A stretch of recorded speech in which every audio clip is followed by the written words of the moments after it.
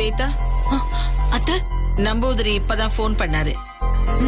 இன்னும் 1 மணி நேரத்துல நம்ம இடத்துக்கு வந்துருவாரா.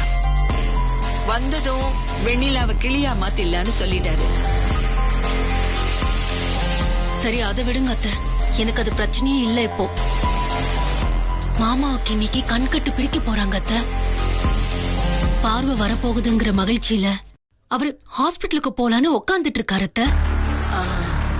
ஐயோ, என்ன பண்றதுன்னு எனக்கு புரியவே மாட்டேங்குது. எத்தனையோ சமாளிச்சிட்டோம், இத சமாளிக்க மாட்டோமா? நீ பதட்டப்படாம தைரியமா இரு. நம்மளோட பயத்தையோ பதட்டத்தையோ எதிராளிங்க கிட்ட காட்டிக்கவே கூடாது. அப்புறம் அவங்க உஷாராயிடுவாங்க. வா, முதல்ல கீழே போலாம். வா.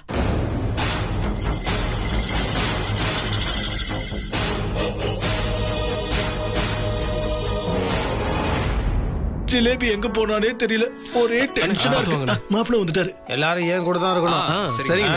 2 மாப்பிள்ளைங்க இங்கதான் இருக்காங்க. வெண்ணிலா எங்க? இங்கதான் முத்து மாமா இருக்கேன். வா, எல்லாரும் வந்தாச்சு. அப்புறம் யாராவது விட்டுட்டோமா? எல்லாரும் வந்தாச்சுல? ஏய், முக்கியமான ஆளை விட்டுட்டோம் பாருங்க. ருத்ரா குட்டி எங்க? அண்ணே, இன்னைக்கு உங்களுக்கு கண் பார்வை வரப்போகுதுன்னு காலையில இருந்தே குழந்தை சாமி கும்பிட்டு இருக்கானே.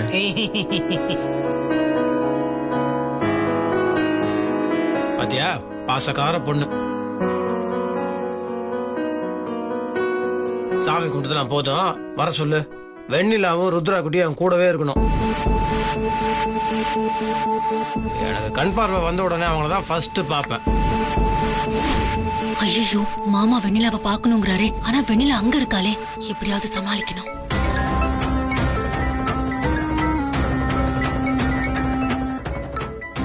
ஏய், யாரோட போன் படிக்குது? அண்ணே, உங்க போன் தானே? ஓடுதா இருக்க? அண்ணே, டாக்டர் தான் போன் பண்றாரு. ஏய், அப்பாயின்மெண்ட் டைம் ஆயிடுச்சு. என்னங்கண்ணே, அட்டெண்ட் பண்ணிட்டேன். Doctor, good morning doctor. சொல்லுங்க டாக்டர். வணக்கம் முத்தரசன். வணக்கம் டாக்டர். அங்கதான் வந்துட்டு இருக்கோம், கிளம்பிட்டோம். அது சம்பந்தமா தான் ஒரு சின்ன ப்ராப்ளம். என்ன டாக்டர்? என் அம்மாவுக்கு உடல்நிலை கொஞ்சம் மோசமா இருக்கு.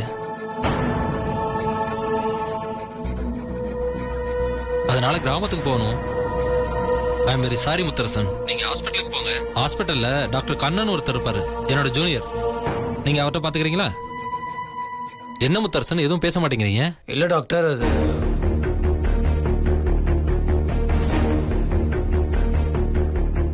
நீங்க தான் எல்லாம் ட்ரீட்மெண்ட் பார்த்துக்கிட்டீங்க. ஆப்ரேஷன் எல்லாமே நீங்க தான் பண்ணீங்க. கண்கட்டு பிரிக்கும் போது இன்னொரு டாக்டரை போய் பார்க்கணும்னா அது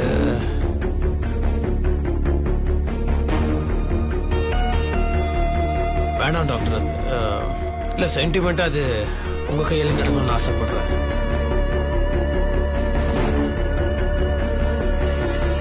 நீங்க வந்ததுக்கு அப்புறம் அதை நீங்களே பண்ணிடுங்க டாக்டர். அப்படியா?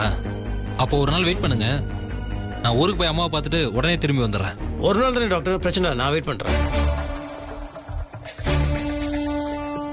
சாரி முத்தரசன், தப்பா நினைச்சுக்காதீங்க. ஐயோ, அதெல்லாம் ஒண்ணும் இல்லை டாக்டர், அம்மா தான் முக்கியம்.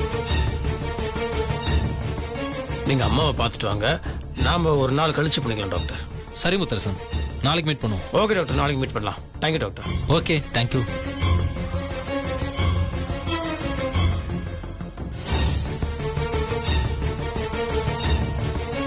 கார்த்தி, டாக்டர் என்ன சொல்றாருன்னா, நீங்க பேசுனதுல இருந்தே புரிஞ்சிருச்சுனே. அண்ணே, எதுக்குன்னே சென்டிமெண்ட்லாம் இப்ப பாத்துக்கிட்டு?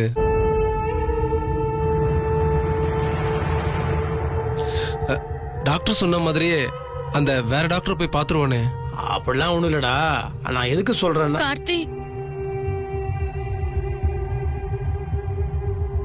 நான் கூட தான் இன்னைக்கு முத்து மாமாக்கு கண் பார்வை வந்துரும்னு ரொம்ப ஆசையோட இருந்தேன்.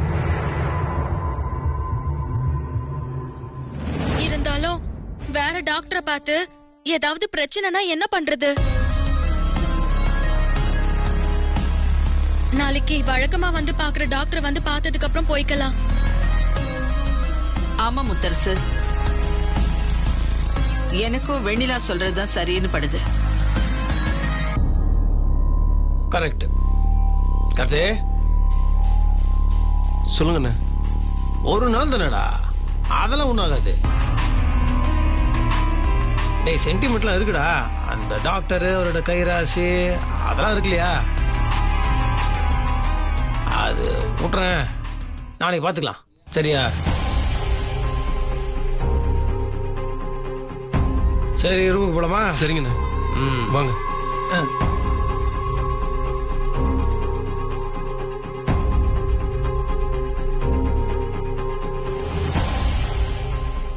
ஸ்வேதா வா போலாம்.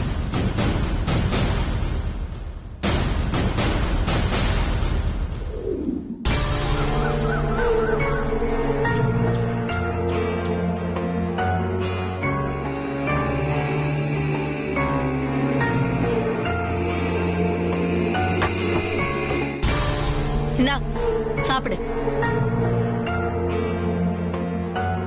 ஓ, கைய கட்டி போட்டுட்டு இவ சாப்பிட சொல்றாளேன்னு யோசிக்கிறியா?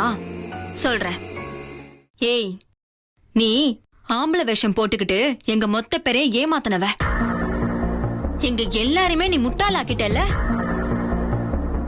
உன் கை கட்ட அவுத்து விட்டா நீ எங்கேயாவது தப்பிச்சு போனாலும் போயிடுவ. அதனால வேண்டா வெறுப்பா இருந்தாலும் உன்னை இப்போதைக்கு காப்பாத்தி தான் ஆகணும். ஸ்பூன்ல ஊட்டி விடுறேன், சாப்பிட்டு தொலை.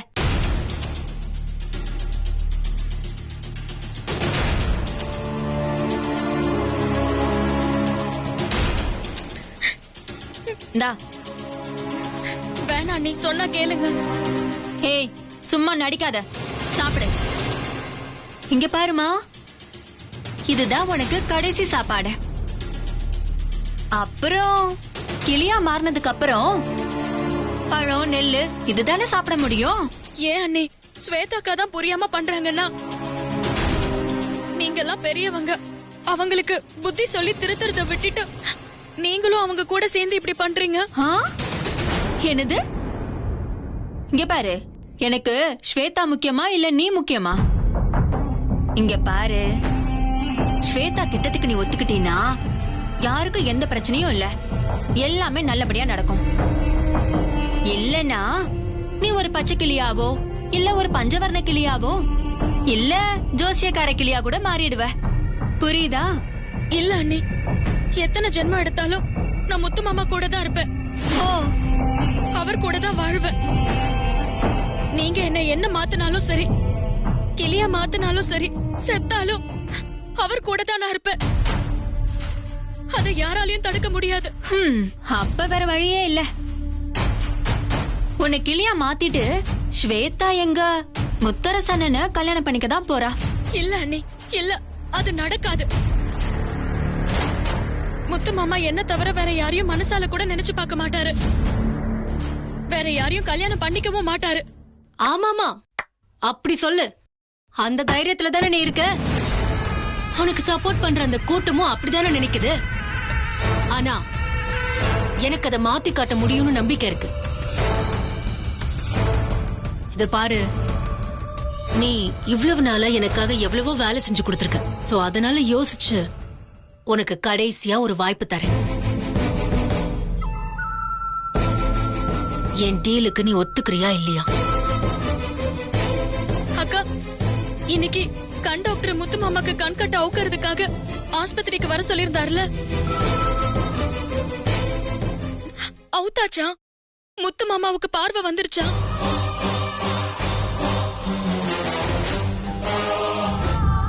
ஐயோ, எவ்வளவு ஆர்வம் பாரு.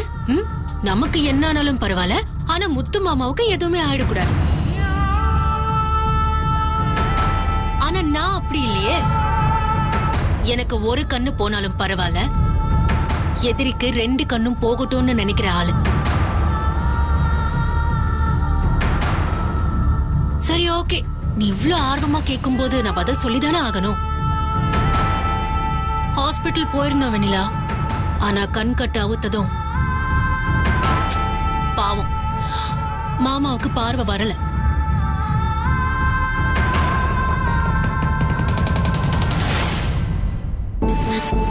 இருக்காது இருக்காது, நீங்க போய் சொல்றீங்க. என்னை ஏமாத்த பாக்குறீங்க. கண்டிப்பா கண் பார்வை வந்திருக்கும். வந்திருக்கோம்ல, நம்பிக்கை இருக்குல்ல? ஆ? அவ்வளவு நம்பிக்கை இருக்கும்போது எதுக்காக இப்ப என்கிட்ட கேக்குற?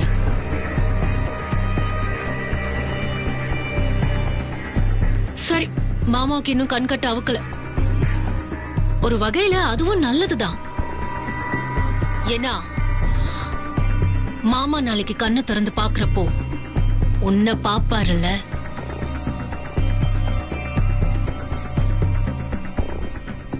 கிளியா இதோ என் தோள் மேல உட்கார்ந்துட்டு இருப்பேன். நான் அவர் முன்னாடி போய் நிப்பேன். அப்ப மாமா கேப்பாரு, ஏது ஸ்வேதா இந்த கிளின்னு. மாமா, இது நான் கடையில வாங்கிட்டு வந்திருக்கேன், நம்ம ருத்ராவுக்கு கம்பெனி கொடுக்கறதுக்குன்னு சொல்லுவேன். அப்போ மாமா உன்னை பார்த்த மாதிரி தானே? தோ உன் ஆசையும் நிறைவேறிடும். ஓ முத்து மாமா திருப்பி திருப்பி சொல்லிட்டு இருக்காரே, கண்ணை திறந்ததும் நான் வெண்ணிலாவை தான் பார்க்கணும்னு. அந்த ஆசையும் நிறைவேறிடும். எப்படி?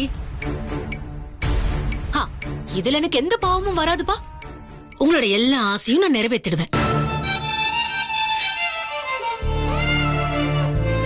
ஆனா நீ மட்டும்தான் என் ஆசையை நிறைவேற்ற மாட்டேங்கிற. இங்க பாருங்க அக்கா, இப்படி கெட்ட காரியம் எல்லாம் பண்ணாதீங்க. என்னைக்குமே நான் இந்த மாதிரி மந்திர சக்தியெல்லாம் நம்புற ஆள் கிடையாது. தெய்வ சக்தியை நம்புறவ. அப்படி இருக்கிறப்ப கண்டிப்பா தெய்வம் என்ன நினைக்குதோ அதுதான்க்கா நடக்கும்.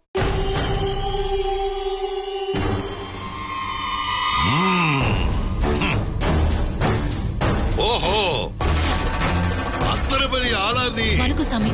வாங்க சாமி.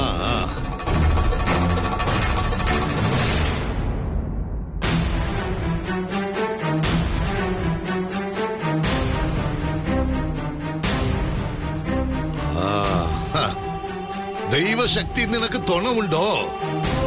தெய்வ சக்தி முன்னாடி எல்லாமே பயந்து ஓடுமா?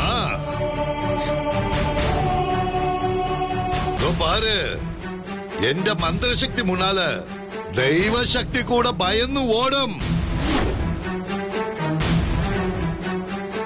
எவ்வளவு தைரியம் இருந்தா என்னையே எதிர்க்க துணிஞ்சிருப்ப.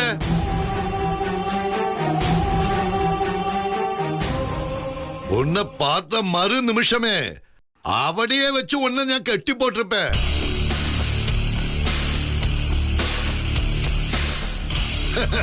போனா போட்டேன்னு மன்னிச்சு விட்டா இப்போ என்னையே எதிர்த்து பேசுறியா?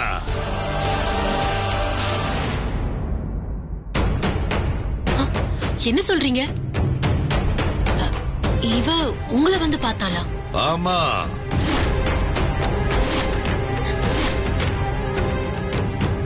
என்ன வந்து பார்த்து ஸ்வேதாவுக்கு எந்த உதவியும் செய்யக்கூடாதுன்னு பறஞ்சது.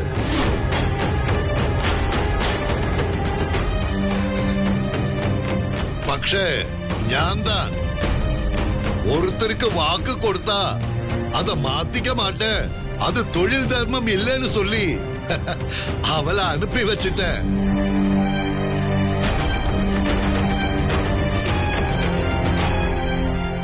உனக்கு உண்மையிலேயே மிகப்பெரிய தைரியம் வேணிலா. உன்னை பத்தி தெரிஞ்சுக்கிட்டோன்னு தெரிஞ்சும் கூட அதே வீட்டுக்குள்ள நீ வந்திருக்க.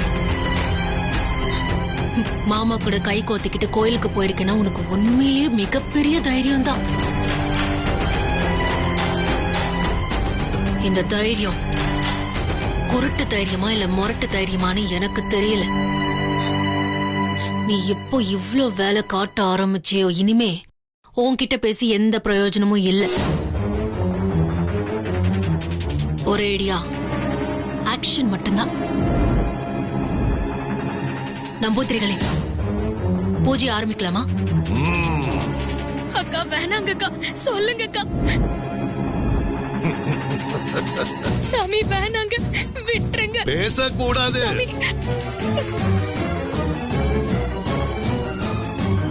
இனிமே எப்பழும் கீ கீ மாத்திரம் தான். அம்மா, ஆ? பூஜைக்கெல்லாம் தயாரா எல்லாம் இருக்கா தயாரா இருக்கு வாங்க சாமி.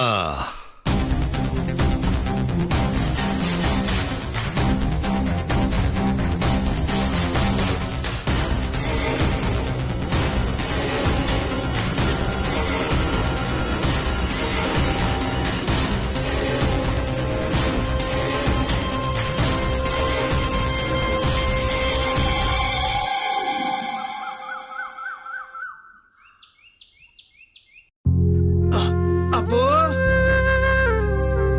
டேய் எடா காபி குடுப்பன்னு பார்த்தா நான் ஆளே காணோம். அப்போ ஏய் எங்கடா இருக்கிற? அப்போ அண்ணே அப்போ இன்னும் வேலைக்கு வரலண்ணே.